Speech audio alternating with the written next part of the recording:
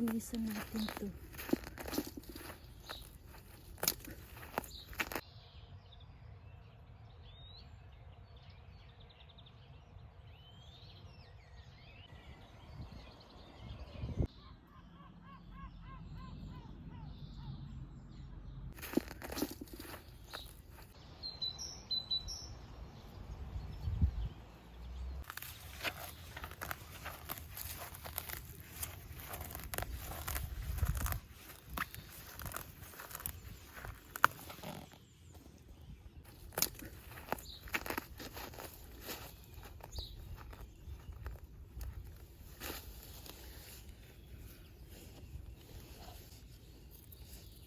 Kuha ko ng sikator. Sikator. Ito ang sikator.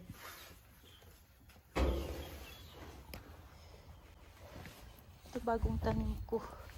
Ayan. Nagtanim ako last year. Ano pala, kailangan rock plants. So, kailangan lagyan ng bato. So, ayan. Ang ganda ng mga bulaklak nila. Tapos bumili ako ng hyacinth na purple. Ayan o. 3 tinanim ko. Ayan, ganda ng bulaklak niya. Tapos ito may paninda sila. Wild grasses. Ito mga rose.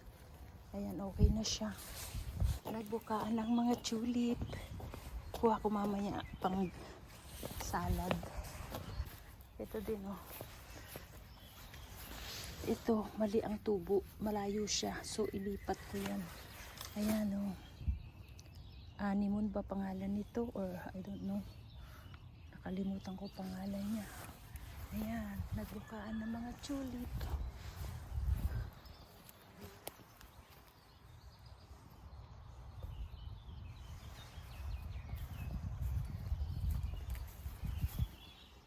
Mga tulip nung matandang nakatira sa bahay namin dati, yung may-ari ng bahay. Ayan, magnolia, namumulaklak na siya. Last year ko yan binili. Ayan, ito din parang ganun sa tinanim ko dun sa garahe dun. Ayan siya, ibang kulay siya, yun purple, ito pink. Pinagyan ko ng ganyan kasi yung rocks stone tuling ko to.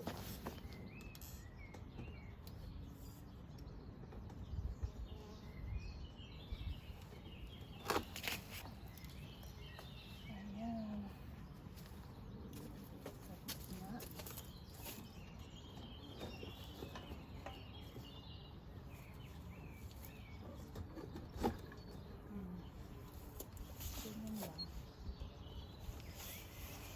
simpleng kaligayahan ko lang yan. Kaya hindi ako nabubore kasi may mga ganyan-ganyan ako.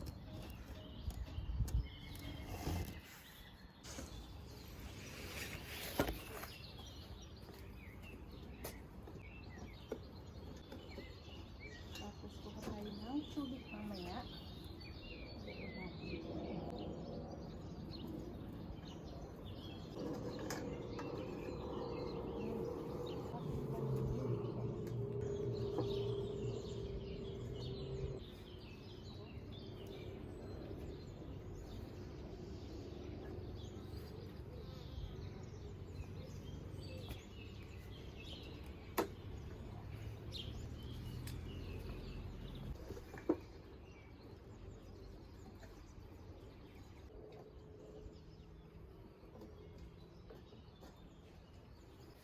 Kuha ko ng tulip.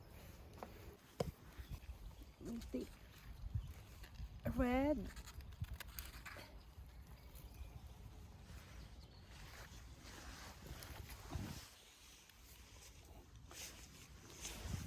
Kuha tayo ng yung nakatingin doon sa kalsada para yung nakatingin sa akin, yun ang hindi ko kukunin. Yung nakatingin sa kalsada, yun ang kukunin natin. Pwede tayo ng yellow. Yellow. Para may accent siyang yellow. And that's it. Yan. Nice. Nice color. Kuha rin na lang tayo ng mga dandelions. Ang ganda niya, oh. Ayan. Pavo in French. Ayan, bagong tanim ko. Ayan. Kuha tayo kuha tayo dun sa baba.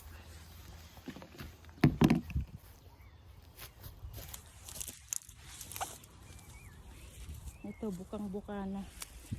Ibig sabihin, matagal na to. O, kuha na rin tayo ng daffodils.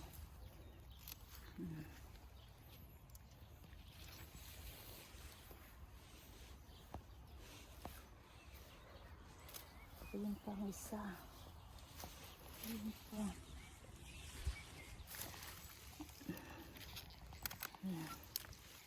Yellow. Natumba ito, oh. Natumba. Kunin na natin. Ewan ko, baka may pusang naglaro dyan. Nang huli ng insekto o kay ibon. Ang ganda. Wow. Ganda. Putulin ko tong feed kako. Ayan, oh. Kaya lang hindi ko pa napuputol. Nagsisibulan na yung kanilang mga bulaklak. Easter flower. Simple pleasure in the garden.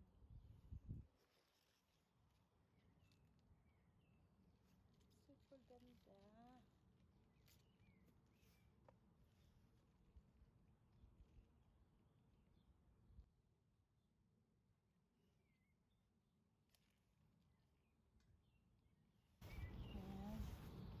Ang ganda, super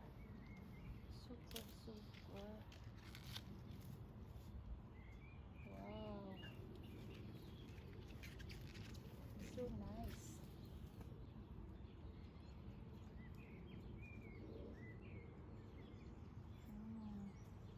Kuha pa tayo ng dandelions. Ayan, ganda din. Kuha tayo dandelions dun, ang dami. Ayan ang ating bulaklak of the day, flower vase of the day. Ayan, super dami. Ayan.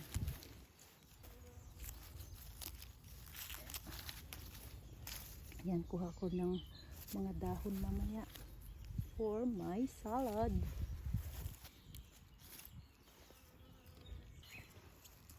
Yung aking simpleng kaligayahan, ito lang.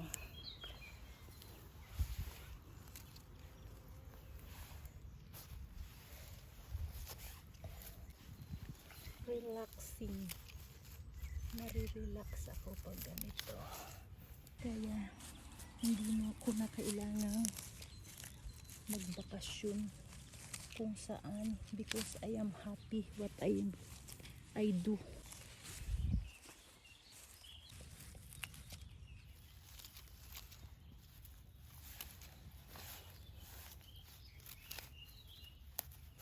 Tapos yung mga dahon nito, masustansya daw yan. Pang linis ng atay.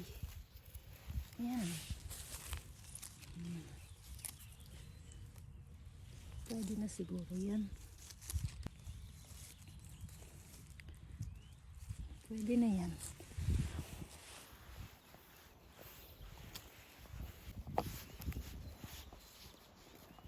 Ayan. Marami akong tinanim dito. tumibo this year. Ayan o. Kinain siguro ng mga animales. Ito o. Ayan, tumubo siya. Walang bulaklak. Tapos ito bagong tanim ko. Mga last year or the other year. Yung iba. Mga red berries. Jelly. Ayan.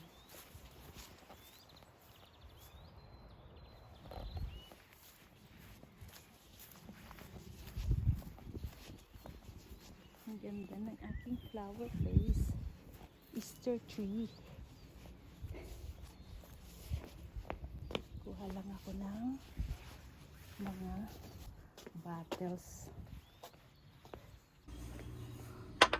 Maliliit na bote. Para dito natin ilagay yung mga nag-a-attract ng bees. Nag-a-attract ng bees yung aking dandelions.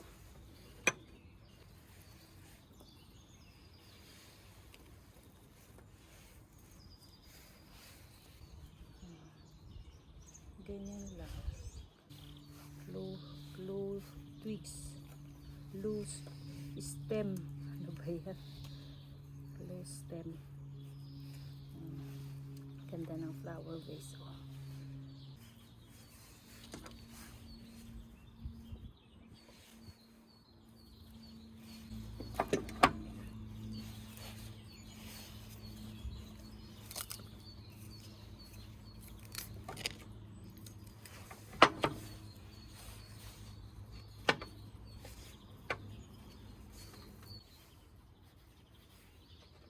Ganyan lang.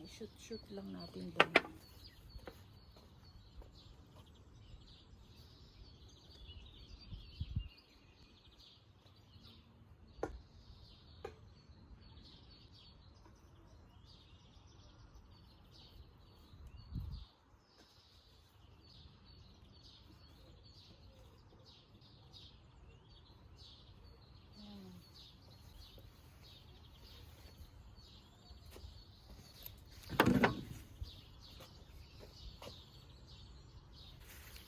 Simple pleasure in life.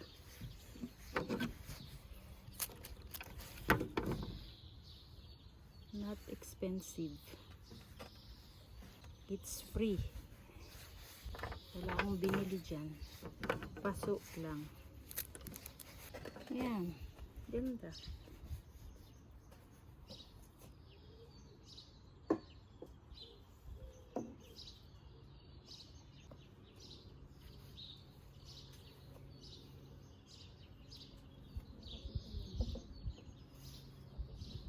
Ilang dahon ng tulip. Walang sayang.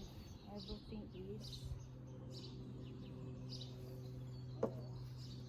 what can you see about my flower arrangement? Ganda. Lagyan na lang natin ng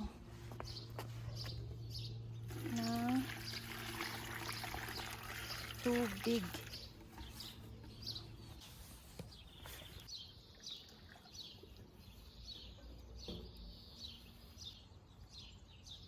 Okay na yan. Bertrand, could you please go out? Just look what I did. Wow, Cebu, ha? Wala. Pasyal tayo sa garden. Ang dami kong nagawa.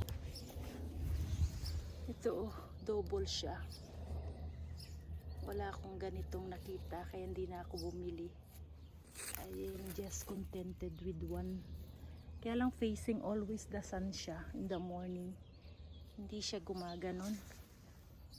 Kaya hindi ko siya nakikita. Ito, bagong tanim ko din. Rose. Ganda. Ayun, mga secret flowers ko. Tulip.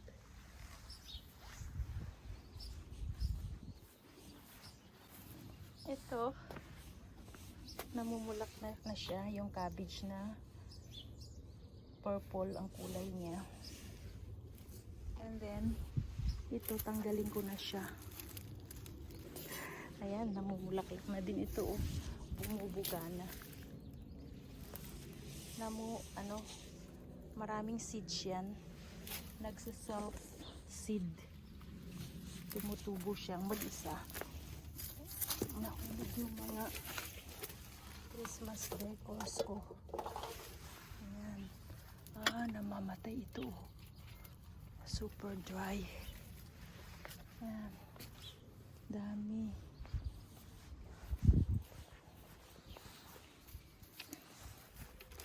Ito is passion fruit na ornamental. Sa winter, inilagay ko siya dun. Hindi naman siya namatay. Kaya I'm happy.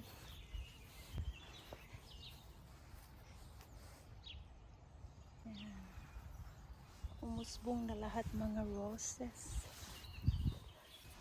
Ayan, umusbong na yung prunes. Umusbong na din yung Japanese maple. Arab tawag nila. Ayan. Ganda ng kulay niya. Pula. Ayan. Ayan, decoration. So nice.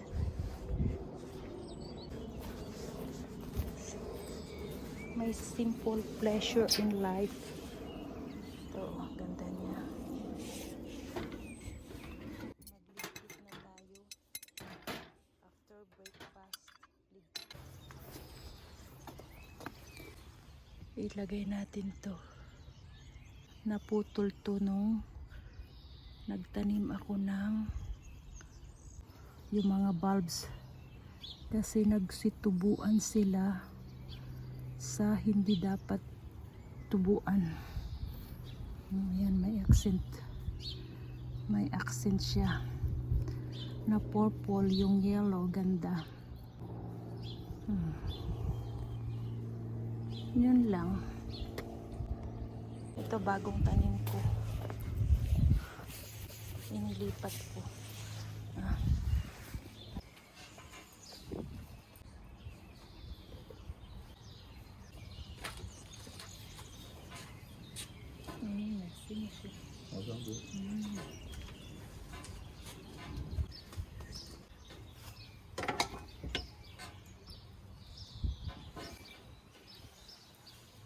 Pwede na to.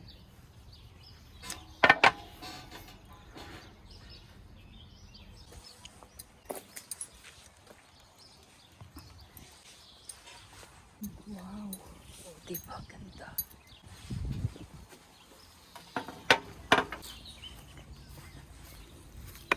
Ayan.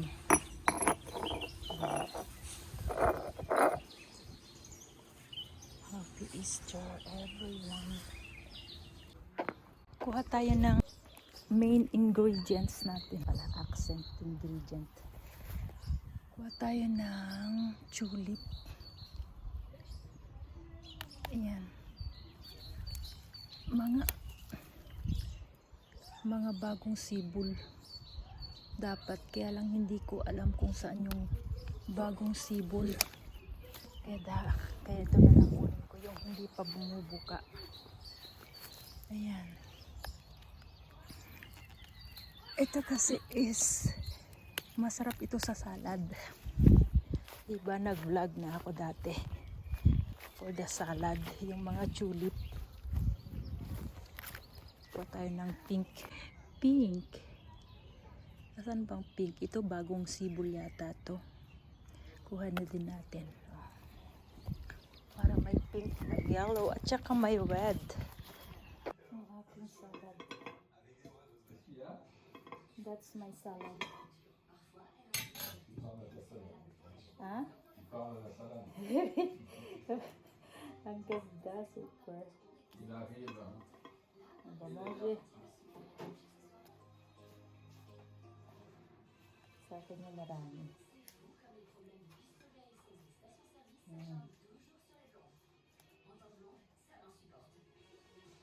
Yan ang naming isa.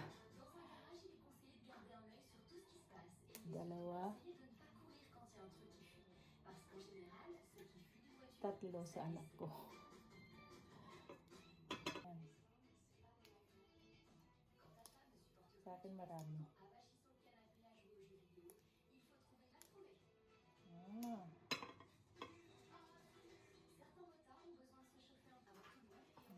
Petas.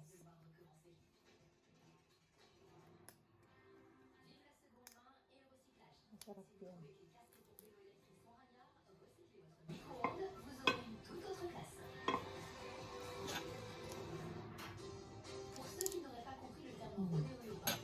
Pati petal ang ganda. Ay, sepal ang ganda. Tapos, bulaklak ng dandelions.